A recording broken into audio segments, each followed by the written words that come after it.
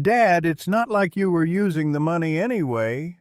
That's what my daughter said when I asked about the boat. Not, I'm sorry. Not, I can explain. Just irritation that I'd noticed. I looked at the lawsuit papers on my kitchen table. Breach of contract. The marina wanted their money. Sarah's name was on the slip rental, but my name was on the loan she'd never paid back. What she didn't know was I'd already made 3 calls that morning. The first one to my lawyer, the second to my accountant. The third? That one was going to hurt. Before we continue, please subscribe to the channel and write in the comments what time it is where you are now. I'm 72 years old. Been a widower for 4 years now. My name is Walter. Walter Price. Worked as a civil engineer for 37 years before I retired. Never made flashy money, but I was careful. Margaret and I were careful together. The call came on a Tuesday morning in March, 2 years ago now. Dad, I need your help. Sarah, my only child, 43 years old, divorced, 2 kids in college. What's wrong? Nothing's wrong, I need to borrow some money. It's temporary. I set down my coffee. How much? 80,000. The number hung there. Sarah, that's not temporary money. I know it sounds like a lot, but I've got some opportunities coming up. Business opportunities. I just need a bridge loan until they come through. What kind of business opportunities? Investment properties. Real estate. Dad, you know I've been taking those courses. I've got my license now. I just need capital to get started. She'd been talking about real estate for 6 months. Sent me articles about people making 6 figures flipping houses. Told me about a woman in her class who'd made 40,000 on a single property. Why not go through a bank? Silence. Then, the banks want too much documentation, too many hoops. This way is faster, and I'll pay you back with interest. Better than you're getting on that money just sitting there. That phrase. Just sitting there. Like the money I'd spent 4 decades accumulating was somehow wasteful because it wasn't currently in motion. I need to think about it. Dad. Her voice changed, got sharper. I need an answer soon. These opportunities don't wait. Someone else will grab them if I can't move fast. How soon? By Friday.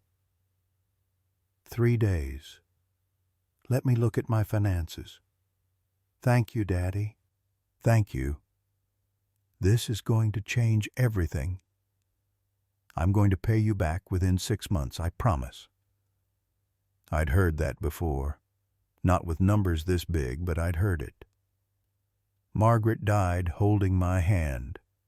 4:30 in the morning on a Thursday. Pancreatic cancer. 6 months from diagnosis to death.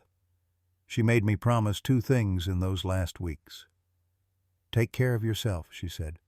Don't just disappear into that house. And be careful with Sarah. I knew what she meant. Sarah had always been not irresponsible exactly, but optimistic in a way that didn't account for obstacles. She saw the finish line without mapping the race. After Margaret died, Sarah visited twice. Once for the funeral, once 3 weeks later to help me sort through Margaret's clothes. That second visit lasted 4 hours before she said she needed to get back. Had a showing that afternoon. Then the call started. Dad, can you help with Emma's tuition? Just this semester. The financial aid got delayed. Dad, the car needs new transmission. Can you loan me $3,000 until my commission check comes in? Dad, I'm short on the mortgage this month. X is late again with child support. I helped. Every time. What else was I going to do? She was struggling. 2 kids in college. Real estate market was tough. Ex-husband was deadbeat. But each loan somehow never got paid back before the next emergency appeared. When she asked for the $80,000, I pulled up my banking history, scrolled back through 2 years of transfers, $3,200 for Emma's tuition, $1,800 for the transmission, $1,900 for the mortgage, $850 for emergency dental work, wound to $200 for property taxes she'd miscalculated, $2,100 for new laptop for her business. Added it up, $28,400 in 26 months. None of it paid back, not a dollar. I called her Thursday. "I'll do it," I said, "but we're doing this properly. Contract, repayment schedule, interest." "Dad, come on. We don't need all that formal stuff." "I'm your daughter. If you're going to treat this as a business loan, we do it like a business loan." "Fine." Clipped. "Whatever makes you comfortable." The contract took 3 days to draft. My lawyer did it. 6 months to repayment, 3% interest, collateral clause on Sarah's condo if she defaulted. Sarah signed it without reading it. "You really don't trust me, do you?" she said when we met at the lawyer's office. "This protects both of us." "Whatever." She took the check, folded it, put it in her purse. "Thank you, Dad. This is going to change things. You'll see." She left. Didn't hug me, didn't look back. The check cleared Monday. 6 months came and went. No payment, no call. I waited another month, gave her grace period. Maybe the deals were taking longer than expected. Then I called. "Dad, hi, I've been meaning to call you." "It's been 7 months." I know. The properties took longer to close than I expected, but they're moving now. I should have your money by end of the month." "Which properties?" "The ones I told you about. The investment properties." "You never told me specific addresses." "Dad, I can't give you all the details. That's proprietary information." Proprietary. Like she was running IBM. "End of the month," I said. "We agreed on 6 months. It's been 7. I said I'd have it." "God, why are you being so aggressive about this?" Aggressive. I'd waited 7 months and made 1 phone call. End of month came. No money, no call. I called her. Voicemail. Texted. No response. Tried again a week later. She answered. "Dad, I can't talk right now. I'm showing a property." "When can we talk?" "I'll call you back." She didn't. I drove to her condo, Saturday morning. Her car was in the driveway. Knocked. No answer. Knocked again. The door opened 6 inches.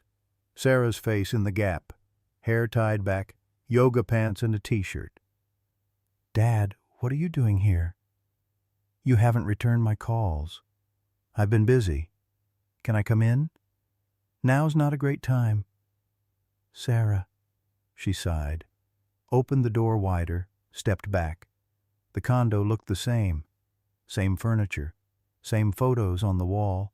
Emma and Jake as kids, Sarah's real estate headshot, 1 picture of Margaret and me from our 40th anniversary. "Coffee?" Sarah asked.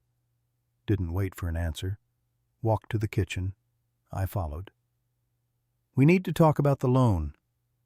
"I know. I'm working on it." "It's been 8 months. And I said I'm working on it." She poured coffee into 1 mug, not 2. Set it on the counter. Didn't offer it to me. "Working on it how?" "What do you want me to say, Dad? The market's been slow. Deals are taking longer. I'm doing the best I can." "Show me the properties." "What?" "The investment properties. The ones you used the money for. Show me the addresses." Her face changed, jaw tightened. "I don't have to prove anything to you. You have $80,000 of my money. Yes, you do. Jesus Christ. This is exactly why I didn't want to do the whole contract thing. You're treating me like some kind of criminal.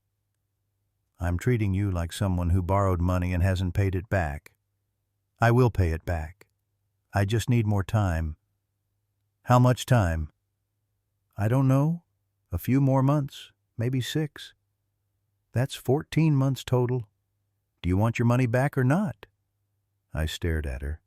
She stared back, defiant. Yes, I said, I want my money back. Then give me the time to make it happen. Pressuring me isn't helping. I left, drove home, sat at my kitchen table for 2 hours, opened my laptop, Googled her real estate business, found her page on the agency website. Sarah Price, helping families find their dream homes. Photo of her smiling, professional, trustworthy. I clicked on her sales history. Public record. 17 sales in the last 8 months. Mostly smaller homes, couple of condos. Commission on those would have been... I did the math. Roughly $60,000 total, before taxes and agency split. Maybe $35,000 in her pocket, enough to make a payment, at least partial. But no payment came. I didn't hear from her for 3 more months. Didn't call, didn't visit. I was tired. Then my neighbor Carol knocked on my door. Wednesday afternoon. I was in the garage organizing tools. Walter, do you have a minute? I came out.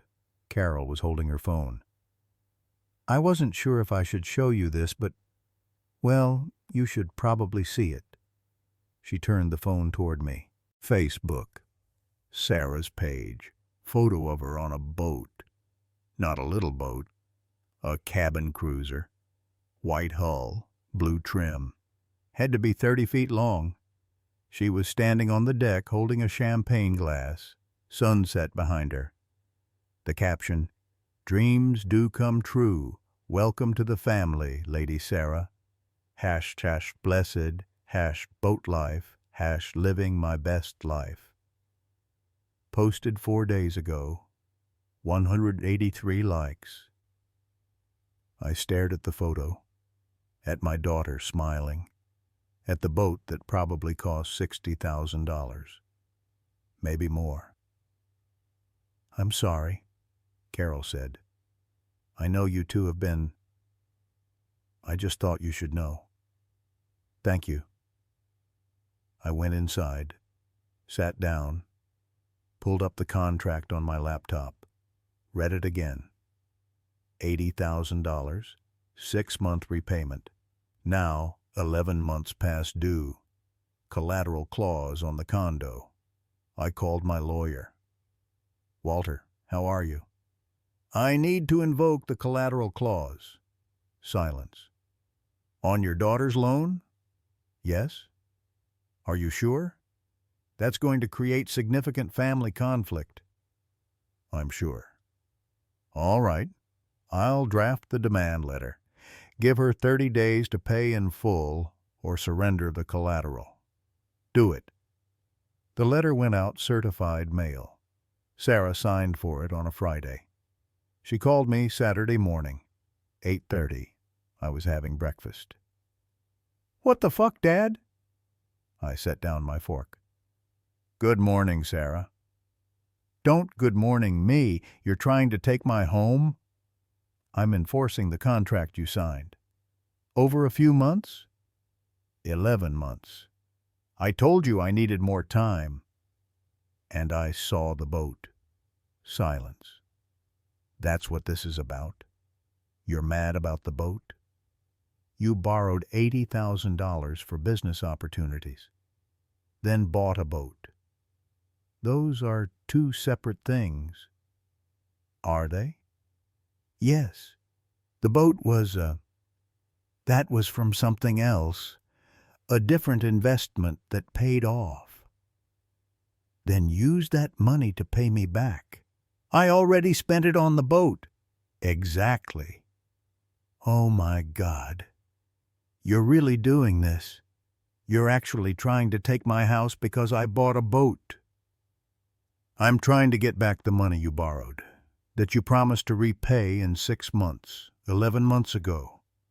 I don't have $80,000. Then you shouldn't have borrowed it.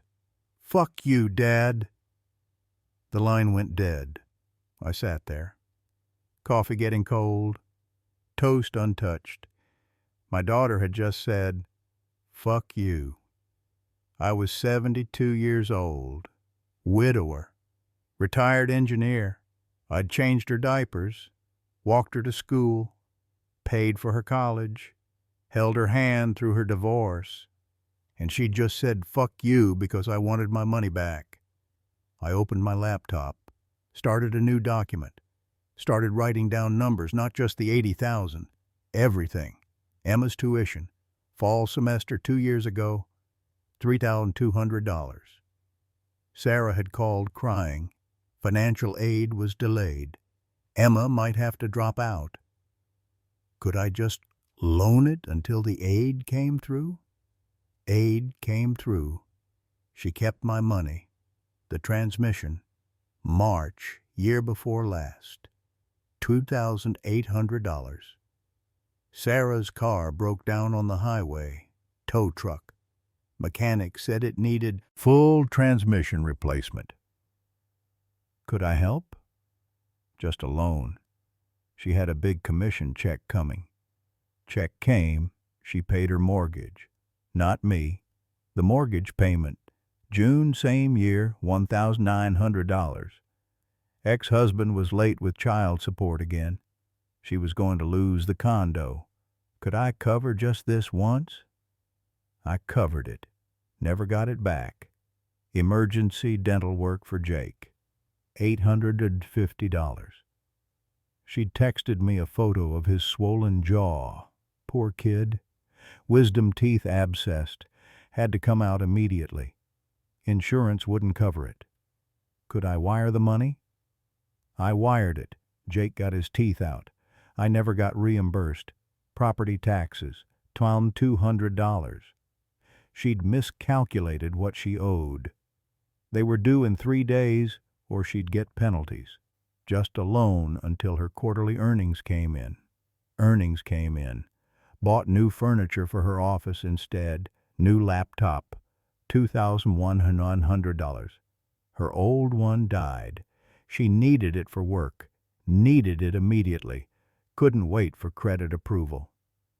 Could I just transfer the money? She'd pay me back next week. Never did. Jake's car insurance, $650. She'd forgotten to pay it. His coverage lapsed. He got pulled over. Needed to show proof of insurance to avoid a ticket. Could I cover the 6-month premium? Just until her next closing. Closing happened. Money went somewhere else. Emma's sorority fees, $430. It's important for her networking, Dad. I wouldn't ask if it wasn't important. Emergency vet bill, $770. Her dog ate something, needed surgery. Dad, I can't let him die. New tires, $680. The tread is gone. It's not safe. I have the kids in the car. HOA fees, $340. I forgot they were due. They'll fine me. Registration for a real estate seminar in Phoenix, $1,850. This is an investment in my career. The speakers are top earners. I need to learn from them. I scrolled through 26 months of banking history. Every transfer, every request, every emergency. $28,400 before the big loan, then the $80,000. $108,400 total. Not $1 paid back. Not one. I sat there staring at the number. $108,400. That was Margaret's cancer treatment copays. That was the new roof we'd put on the house in 2015. That was 3 years of her salary when she worked part-time at the library. That was my money. Money I'd earned. Money I'd saved. Money I'd intended to use for what? I didn't even know anymore. Maybe nothing. Maybe it was just supposed to sit there being security, being proof that I'd worked for 4 decades and had something to show for it. But it wasn't sitting there. It was gone, spent on emergencies that never got repaid, spent on opportunities that never materialized, spent on a goddamn boat. I looked at the last photo Sarah had posted. Her on the boat. Champagne, sunset. Blessed. Blessed with my money. I kept scrolling through the transfers, looking for something, some payment I'd forgotten, some reimbursement I'd overlooked. Nothing. Wait. August, year before last. Deposit, $200. Memo. Loan repayment. E. Not from Sarah. From Emma, her daughter, my granddaughter. Emma had paid me back $200. For what, I couldn't remember, but she'd paid me back. Her mother, who'd borrowed more than $100,000, had paid back $0. I thought about calling Sarah again, asking her about each transfer, making her remember each emergency, each promise, each "I'll pay you back." But what would that accomplish? She knew. She knew exactly what she'd borrowed, knew exactly what she hadn't repaid. The boat proved that. She had money for a boat. She didn't have money for me. I closed the laptop, sat in the dark. It was almost midnight. I hadn't eaten dinner, forgot. Some nights after Margaret died, I'd forget to eat. Just sit there as the hours passed. Carol noticed once, brought over a casserole, told me I needed to take care of myself. I'd told her I was fine. I wasn't fine, but I was functional. That's different. The problem with being functional is people stop checking on you. They assume functional means fine. It doesn't. It means you're still going through the motions while everything inside has gone quiet. That's what I was doing now, going through the motions. Sarah had borrowed money. I'd loaned it. She hadn't paid it back. I was enforcing the contract. Motions. But inside, something had broken. Some last assumption about how family worked. What daughter meant. Margaret used to say Sarah loved me. She just shows it differently than you expect. What did that mean, differently? Not calling, not visiting, not paying back money borrowed? If that was love, what did indifference look like? The 30-day demand period passed. No payment, no contact. My lawyer filed the civil suit. Breach of contract, seeking $80,000 plus interest, plus legal fees, plus enforcement of collateral clause. Sarah got served at her office. The process server told my lawyer she'd thrown the papers on the ground. Her lawyer called mine 3 days later. My client is willing to discuss a settlement. My client wants his money back. We're prepared to offer a payment plan, $500 per month. I did the math. $80,000 at $500 per month was 160 months, 13 years. I'd be 85 years old. No, I told my lawyer, she's willing to go to 750. Still 100 months. 8 years. I'd be 80. No. Full payment or surrender of collateral. Walter, the collateral is her home, where she lives, with your grandchildren when they visit. She should have thought of that before buying a boat. I'm ethically obligated to remind you this will damage your relationship, probably permanently. Noted. The court date got set. 3 months out. Civil docket was backed up. In those 3 months, Sarah tried everything. First came the texts. Dad, please don't do this. You're going to make me homeless. I didn't respond. I'm your daughter. How can you treat me? How can... Like this? Delete. Mom would be ashamed of you. That one stung. But I deleted it too. Then she called. I didn't answer. She left voicemails. Dad, pick up. We need to talk about this. You're being completely unreasonable. I told you I'd pay you back. You're not even giving me a chance. Delete. Fine. Don't answer. But you need to know this is destroying our relationship. You're choosing money over your daughter. Hope it's worth it. Delete. I talked to a lawyer. He says your contract is probably unenforceable. You took advantage of me when I was vulnerable. That's elder abuse laws in reverse. So if you want to keep pushing this, I'll fight it. I called my lawyer. Can she do that? Claim you coerced her? She can claim anything. But you had me draft the contract. She had opportunity to have her own lawyer review it. She signed voluntarily. No judge will buy it. Good. Then Emma called. My granddaughter, 20 years old, junior at State University. Grandpa? Emma, how are you, sweetheart? I'm okay. Mom asked me to call you. My chest tightened. Did she? She's really upset about this lawsuit thing. She says you're trying to take her house. Did she tell you why I'm suing her? Silence. Grandpa, I don't want to be in the middle of this. Then why are you calling? Because she's my mom, and she's crying all the time, and she says you won't even talk to her. Emma, your mother borrowed money from me. A lot of money. Promised to pay it back. Hasn't paid back $1. She said she's trying. She said the market's been bad. She bought a boat. Silence. Did she tell you that part? I asked.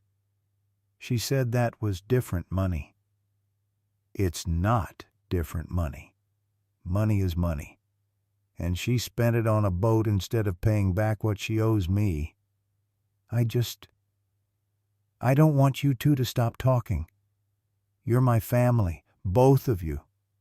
I love you, Emma. This isn't about you. But it affects me. If Mom loses her house, where is she supposed to go? That's something she should have considered before buying a boat with money she borrowed for emergencies.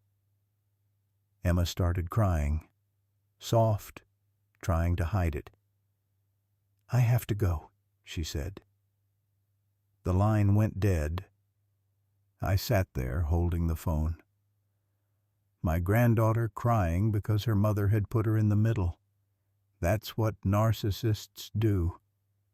They use other people as shields. Make you the villain for holding them accountable. I'd read about it. After Margaret died, couldn't sleep. Spent nights reading psychology articles online. Narcissistic personality disorder. Characteristics include lack of empathy, sense of entitlement, exploitation of others, inability to take responsibility. I'd read the list and thought about Sarah. Not diagnosed, never would be. But the pattern fit. Everything was always someone else's fault. The market, her ex, the economy, me for being unreasonable, never her fault for borrowing money she couldn't repay, never her fault for buying a boat while owing 6 figures. I put down the phone, picked it up again, scrolled through old texts, found one from 2 years ago, Margaret's birthday. Sarah had texted, "Miss you, Mom. Wish you were here." Posted a photo on Facebook same day. Margaret's obituary photo. Caption, Thinking of you today, Mom. Not a day goes by that I don't miss you. Mother's Day had memories. She'd gotten the hashtag wrong. It was Margaret's birthday, not Mother's Day, and I knew Margaret would have noticed, would have smiled sadly, would have said, "She means well." But did she? Did Sarah mean well, or did Sarah mean Sarah?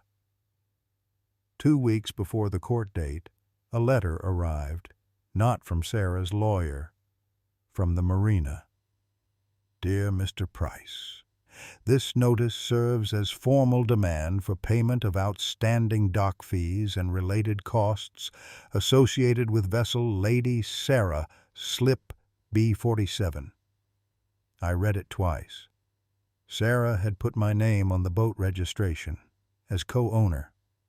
She'd listed my address as the billing address for the slip fees.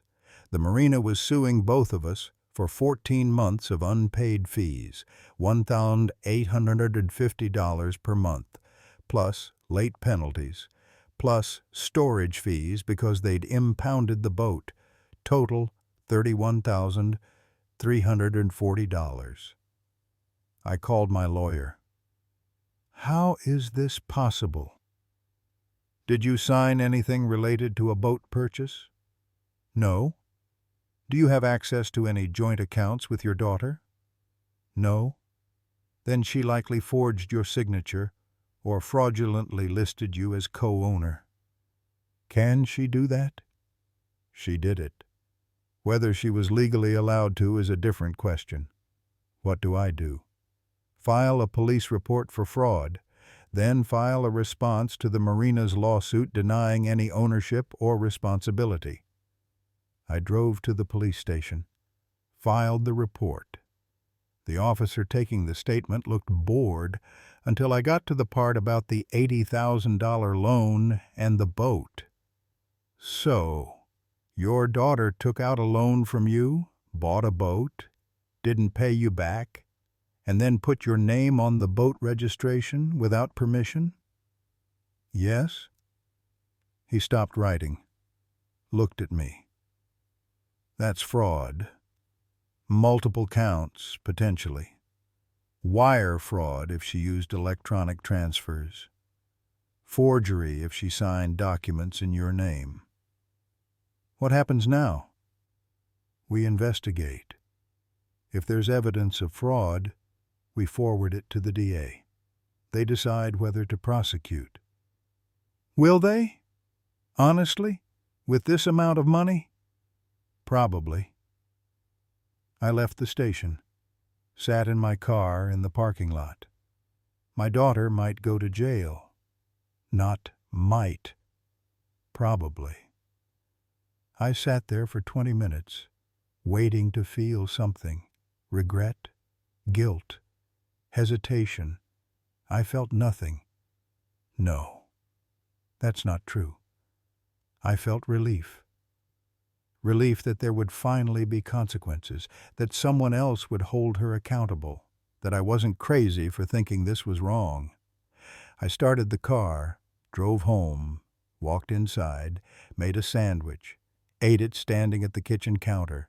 The house was quiet. Same house Margaret and I bought in 1979. Raised Sarah here, watched her learn to walk on these floors. Celebrated birthdays at this table. Same table where she'd signed the contract 11 months ago without reading it. Same table where the lawsuit papers sat now. I picked them up, read through them again. My lawyer had been thorough. Timeline of the loan, copy of the signed contract, bank records showing the transfers, evidence of Sarah's boat purchase, screenshots of her Facebook posts. One screenshot showed her on the boat. Caption underneath in my lawyer's notation, defendant's social media post from July 14th showing recent acquisition of recreational vessel while in default on plaintiff's loan. Defendant. My daughter was the defendant. I was the plaintiff. We'd become legal terms. Sarah showed up at my house 3 days before the court date, 10 o'clock at night. I was reading, heard the doorbell, looked through the window, her car in the driveway. I opened the door, didn't invite her in. "We need to talk," she said. "Your lawyer can talk to my lawyer." "Fuck the lawyers, Dad. This is family. Family pays back their loans. I told you I would. You're not giving me time? It's been almost a year. And I've been working on it. Do you know how hard it is out there right now? Do you have any idea what the market's like? Hard enough to buy a boat?" Her face flushed. "That boat was an investment." "In what?" "Chartering. Corporate events. I'm going to charter it out." "Have you?" Silence. "How many times have you chartered it?" I asked. "I'm building the business. It takes time." "You owe me $80,000 plus interest. You owe the marina $31,000. You haven't paid anyone back. And you're telling me the boat is an investment." "It will be. Once I get it set up properly." "Sarah, stop." She stopped. "You're not going to charter the boat. You bought it because you wanted it, because in the moment you wanted it, and you've never in your entire life been able to distinguish between wanting something and needing it. That's not fair. You're right. It's not fair.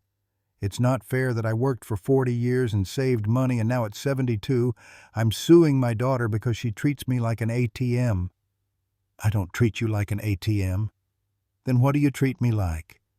When's the last time you called me just to talk? When's the last time you visited when you didn't need something?" She opened her mouth, closed it. "You don't know," I said. "Because it's been years. You call when you need money. You visit when you need a babysitter. You text when you need advice on something you're going to ignore anyway." "That's not true." "Name one time in the last 2 years you contacted me when you didn't want something." She stared at me. "Mom's birthday. I called you on Mom's birthday." "You texted. 3 words. Thinking of you. Then you posted on Facebook about how much you missed her. You missed her so much you got the hashtag wrong." "What?" "You wrote #Mother's Day. It was her birthday. That's what you remember, that I got a hashtag wrong?" "I remember that you performed grief for Facebook, but you couldn't spare more than 3 words for me."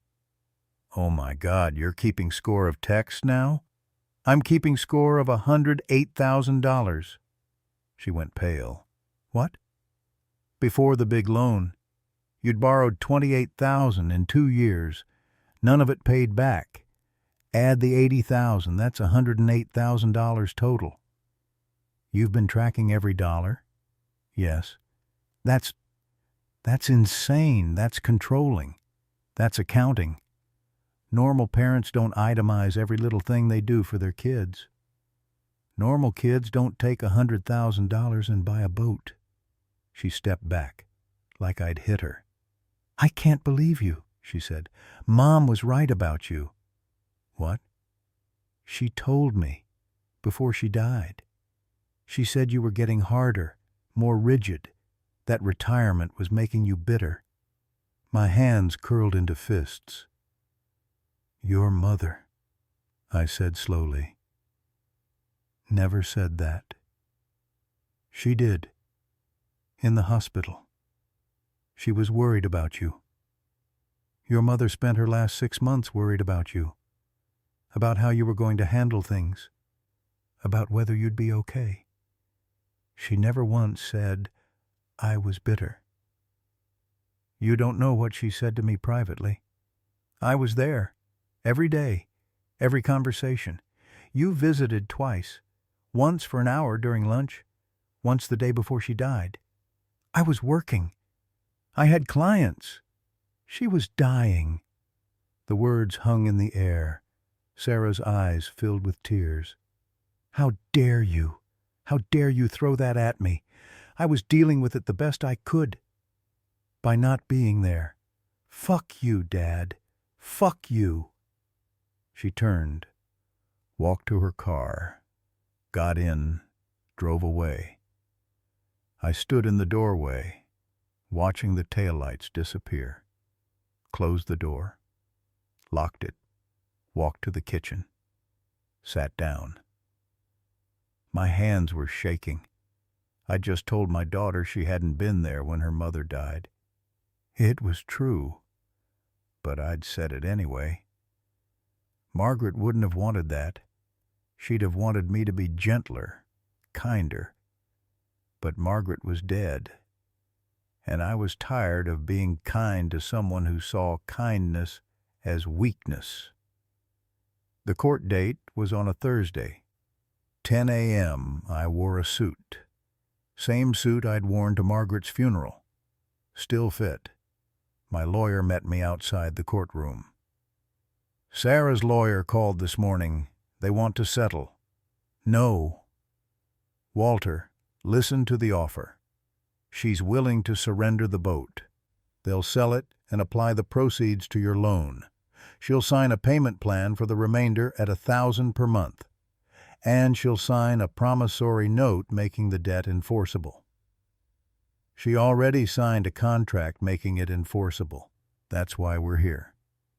I understand, but a settlement saves time and money, and it gives you a guaranteed payment stream. What about the marina's lawsuit? She's negotiating separately with them. Probably similar arrangement. So she keeps the condo. Yes. No. My lawyer sighed. Walter, I have to advise you that if we go to trial, the outcome is uncertain. Judges sometimes reduce contract terms, especially in family cases. You might win less than the settlement offer. Or I might win more. Or you might win nothing. I'll take that risk. We went inside. The courtroom was small, maybe a dozen people waiting for their cases. Sarah sat in the front row with her lawyer, didn't look at me when I walked in. The judge called our case at 10:40. We approached the bench. This is a contract dispute? The judge asked. Yes, Your Honor, my lawyer said. Plaintiff loaned defendant $80,000 with a signed contract requiring repayment in 6 months. Defendant has failed to make any payments and is now 14 months past due. The judge looked at Sarah's lawyer. Response? Your Honor, my client acknowledges the loan but maintains she's unable to make full payment at this time due to economic hardship. She's offered a settlement that would see the debt repaid over time. Plaintiff has refused. Is this a family matter? The judge asked. Plaintiff is defendant's father, my lawyer said. The judge looked at me. Mr. Price, you're suing your daughter? Yes, Your Honor. For money you loaned her? Yes. May I ask why you're unwilling to accept a payment plan? I looked at Sarah. She was staring at the table. Because she used my money to buy a boat while telling me she couldn't pay me back. And then she put my name on the boat registration without permission and stuck me with the marina fees.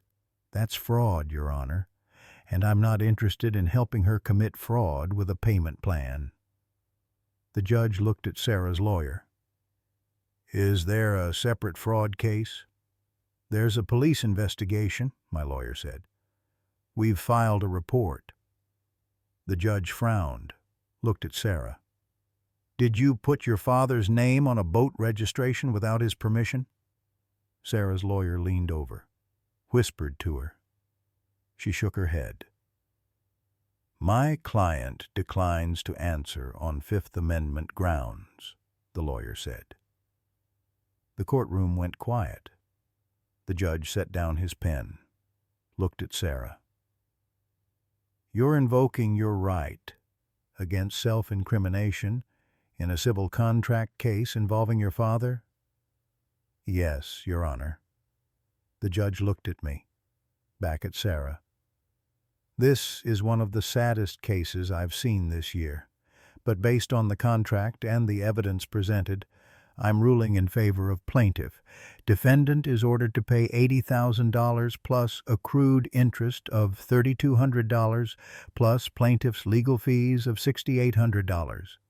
Total judgment, $91,000. If defendant fails to pay within 60 days, plaintiff may enforce the collateral clause. He banged his gavel.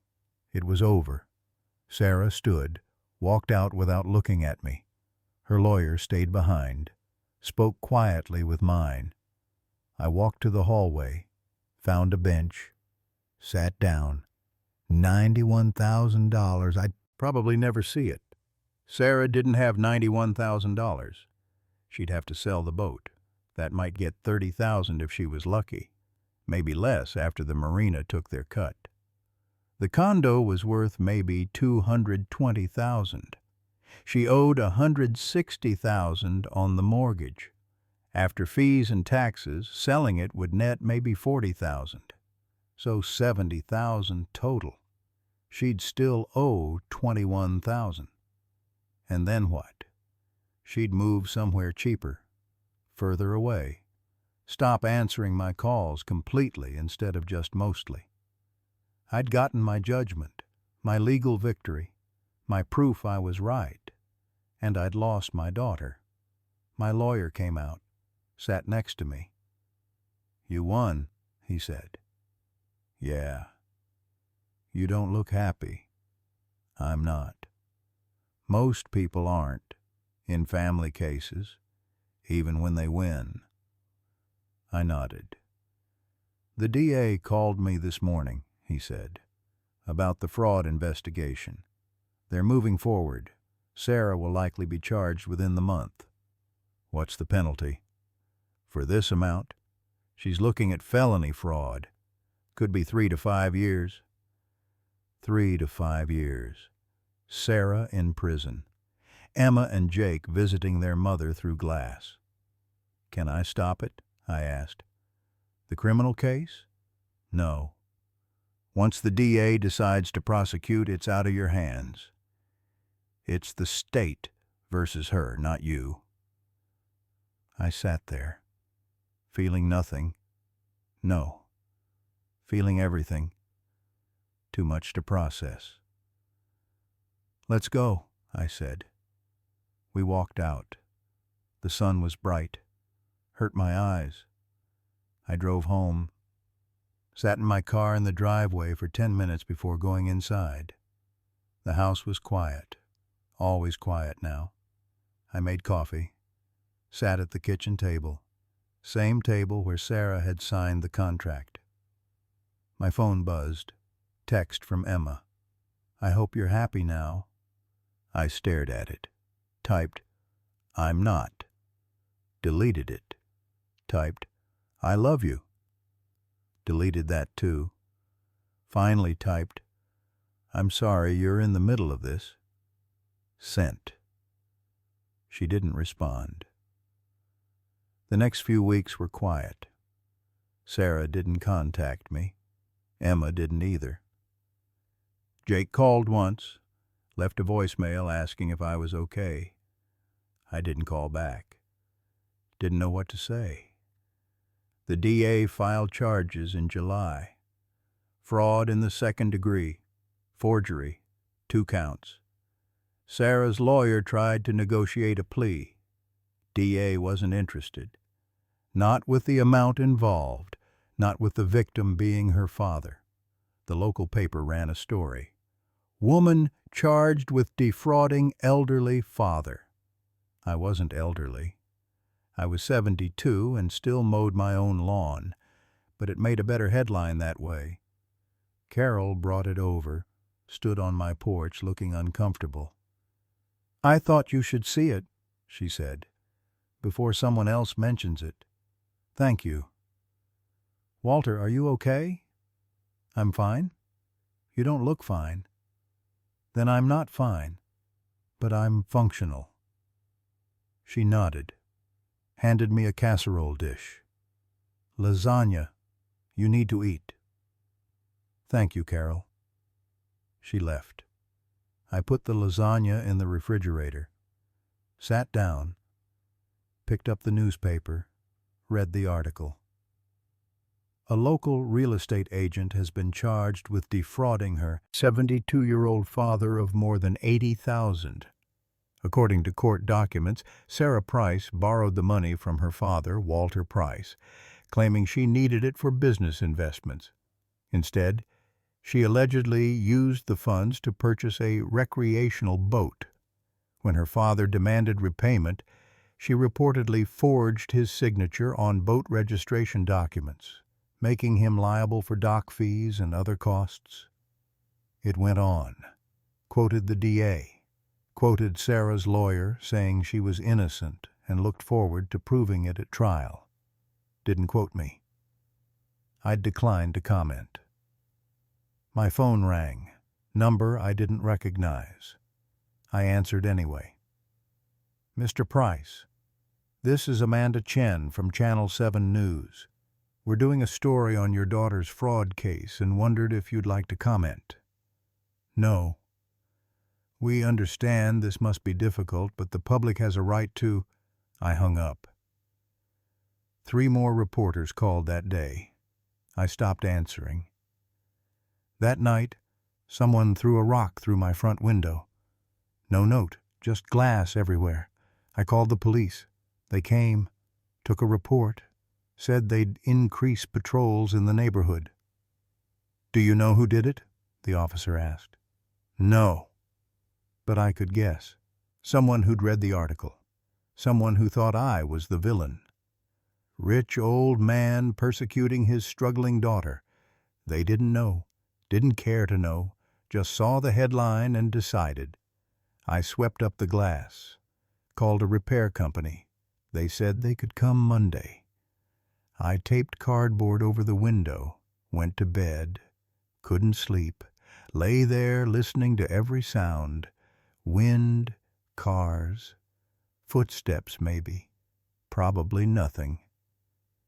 At 3 a.m., I got up, walked through the house, checked the locks, all secure, sat in the living room, looked at the cardboard window, wondered if this was worth it. The money, the principal, the judgment, was it worth having my window broken? My granddaughter hating me? My daughter facing prison? I didn't know. Margaret would have known. She always knew the right thing, the kind thing. But Margaret wasn't here, and I was making decisions alone. At 4 a.m., I made a choice. Called my lawyer's office, left a voicemail. "It's Walter Price. I need you to write a letter to the DA. Tell them I'm not interested in pursuing the criminal case. Tell them I want them to drop the charges." Hung up, sat there waiting to feel relief. Felt nothing. My lawyer called me back at 8:30. "Walter, I got your message. I need to explain something. The criminal case isn't yours to drop. The state is prosecuting Sarah, not you. I can tell the DA you don't wish to cooperate, but that won't necessarily stop the case. Will it help? Maybe. Probably. Without you as a cooperative witness, the case gets harder. But they might proceed anyway. Tell them." "All right. But Walter, I have to ask, why now? You were determined to hold her accountable." "I still am. She still owes me the judgment, but I don't need her in prison." "What changed?" "Someone threw a rock through my window." Silence. "Jesus, Walter, did you file a police report?" "Yes." "Do you know who did it?" "No, but it doesn't matter. The point is, this has gotten out of control. I wanted my money back. I didn't want a war." It became a war when she committed fraud. I know, but I'm tired. Okay, I'll contact the DA. He did. The DA agreed to drop the charges on condition that Sarah complete a financial responsibility course and maintain payments on the civil judgment. Sarah's lawyer called mine, agreed to the terms. The charges disappeared. No one thanked me. Sarah didn't call. Emma didn't text. It was like I'd never done it. The boat sold at auction in September. $27,000. After the marina took their cut, $14,000 went to my judgment. I got a check, deposited it, $77,000 to go. Sarah made her first payment in October, $1,000. I deposited that too. Emma called in November. Grandpa? Emma, how are you? I'm okay. I wanted to say thank you. For what? For getting the charges dropped. Mom's lawyer told us. We didn't know you did that. I didn't want her to go to prison. She knows. She won't say it, but she knows. How is she? Stressed, working a lot. The judgment is, it's hard. She's trying. Good. Do you think maybe you two could talk eventually? I don't know, sweetheart. Okay, I understand. But maybe think about it. I will. I love you, Grandpa. I love you too. She hung up. I sat there holding the phone. Maybe someday. Not today. Not soon. But maybe. It's been 6 months now. Sarah makes her payments. $1,000 on the first of every month. Never late. Never accompanied by a message or call. Just the money. Like I'm a bill. Maybe that's what I am to her now, a bill that has to be paid. The window got fixed. The rock thrower never returned. The newspaper moved on to other stories. Life continued. Carol still brings casseroles. I've started going to the senior center on Thursdays. They have a woodworking shop. I'm making a bookshelf. Keeps my hands busy. Emma texts every few weeks. Short messages. How are you? Thinking of you. Sometimes photos of campus. She's doing well. Made Dean's list. Jake called once. Asked if I wanted to get coffee. I said yes. We met at a diner halfway between our towns. Talked about his classes. His girlfriend. Avoided talking about his mother. It was nice. Careful. But nice. I don't know if Sarah and I will ever talk again. Some breaks don't heal. But I'm okay. Not happy. Not sad. Just okay. That's better than I was. The money comes in. Slowly. At this rate, I'll be 87 before it's paid off. I probably won't live that long. The judgment will outlive me. Pass to my estate. Emma and Jake will inherit it. Maybe they'll forgive their mother the balance. Maybe they won't. That'll be their choice, not mine. For now, I wake up. For now, each morning, make coffee, read the paper, work on my bookshelf. Small routines, small purposes. It's enough. Margaret's photo is still on the mantel. I talk to her sometimes. Tell her about my day.